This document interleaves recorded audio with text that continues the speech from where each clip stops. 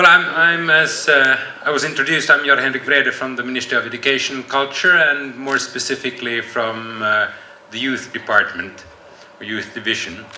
The Youth Division is mainly working with, of course, making law on youth sector. We have one big law.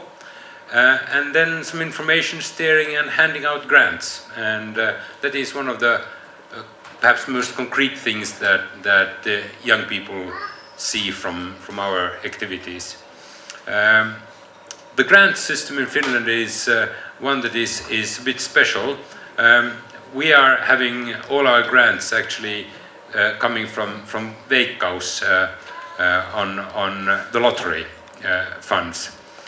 But not more about that. I will come back to it because I have good news to you on that part. On the information side, one of our main concerns and main things that we have been working with during the last months, or actually since the summer, is concerning the same theme as the police was talking about here before. The society at large is quite preoccupied now with the question of refugees in Europe, and there are different kind of fears and expectations in different groups on what all this could mean to a European sense of living, and what it means to the specific societies we are talking about, what it means in Finland, what it means in Germany, and so on, what it means in Paris, and we have all of these societies coming up, perhaps because we are facing a new big thing. I would like to think about this new big thing, this movement of people, actually a bit like a very standard thing that we meet every time here in Finland, every winter, the first snow.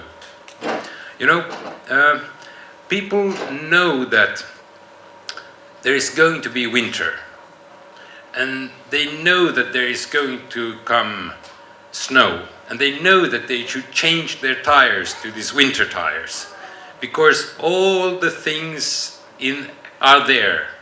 They know that these things will happen. It's still, every year, is a big surprise. Today we have snow. Oh, I should have changed the tires before. And it's a bit like this also with the crisis of refugees that we see at the moment in Europe. Actually, we could see the things coming for a very, very long time. It's not a news that there has been unrest in Syria. It's not news that there have been a lot of refugees in Turkey or in the countries around Syria. So it is kind of expected that sooner or later people will also come to Europe. And we shouldn't be that surprised. This is a thing that is happening. We are probably going to see it also in the future. It might not be Syria, it might be in Africa, it might be somewhere else, we don't know. But I'm pessimistic in that way, that I think that however we try to do things better in the world together, there seems to be some crisis somewhere, always. That sets people moving, and sooner or later they are coming to bigger regions, not just to the neighbors. This is something we have to be kind of prepared for in Europe, and we shouldn't be so surprised about it. So what can we do?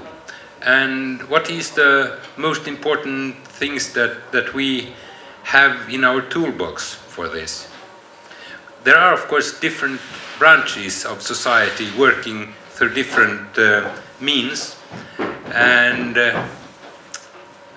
the part that the Ministry of Education and Culture works with is of course education is one part, and the other thing is the culture side. And the culture side in this respect is actually more or less about your free time activities.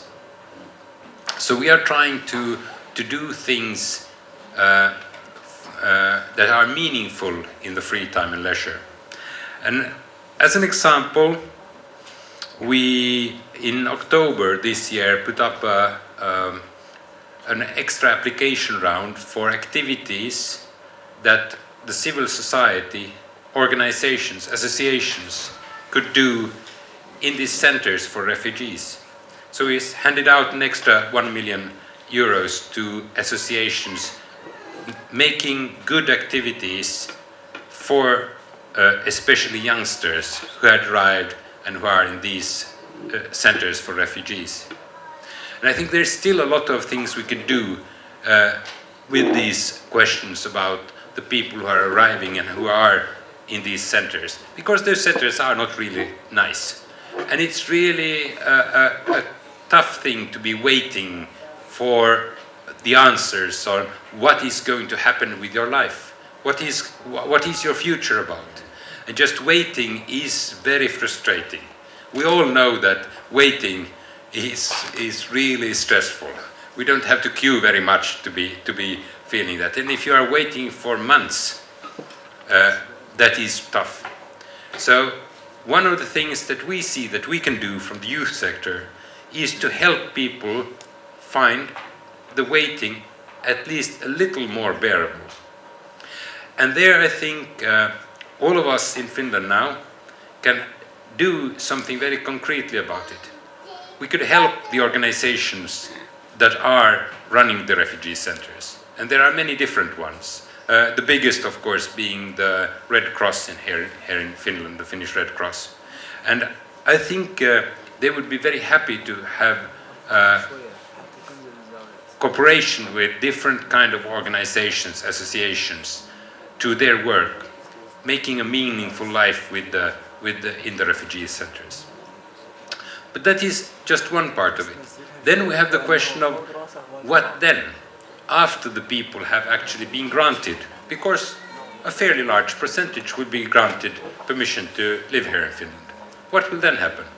And here are organizations like your organization, the Muslim Forum, very important, because that is one way of integrating people to the society. That of course needs you to be integrated also and to feel integrated. And this is perhaps one of the big trick questions for us. How much are we going to spend resources? How much are we encouraging people to integrate? And how much are we encouraging people to keep to their own groups and have their own cultural roots manifested? So there is a balance between this all the time.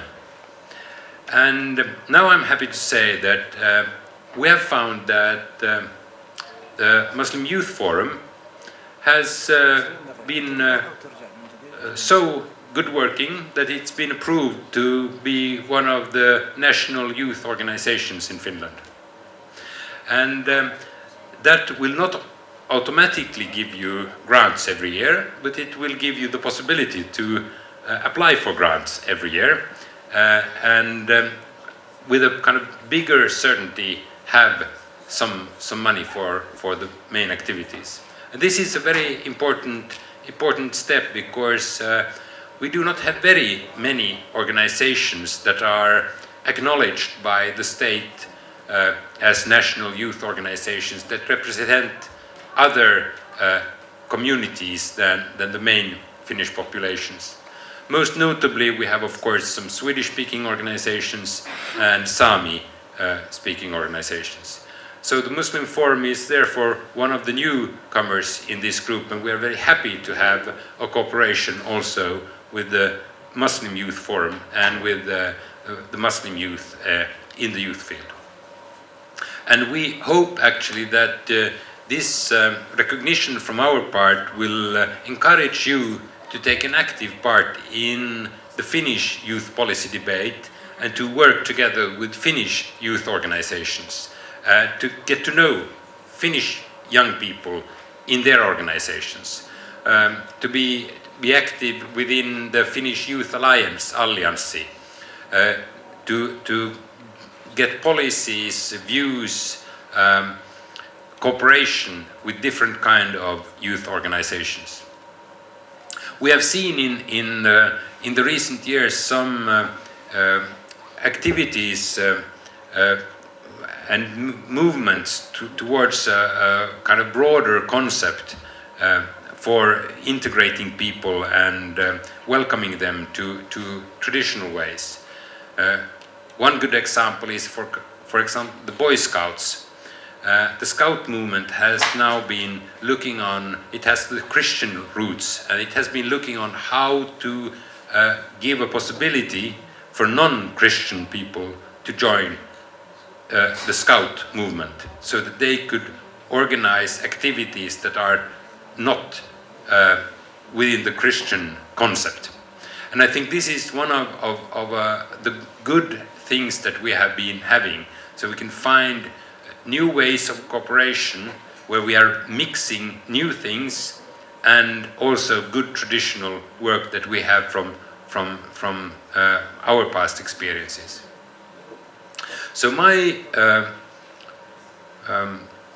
wish to you would be that you will use this acquired recognition that you now have from the Finnish state as one of the national youth organizations as a platform to work together with other youth organizations and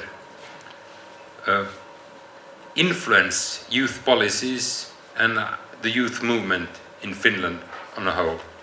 Thank you very much.